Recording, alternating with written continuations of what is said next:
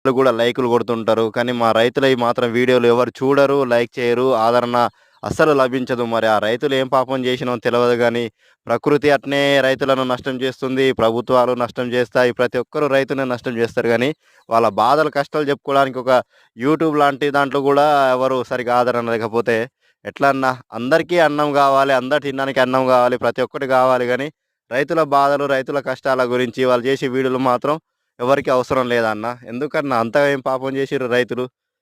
మనకు fast food సెంటర్‌లున్నాయి గదా! బేకరీలున్నాయి. ప్రతి ఒక్కటి అనుకుంటారుగా అన్న.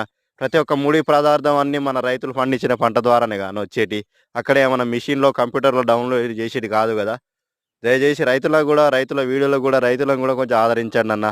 ఈ వీడియో అందరికి షేర్ చేసి కొంచెం మా బాధలు గూడా చూపెట్టండన్న. ఇవన్న రైతన్న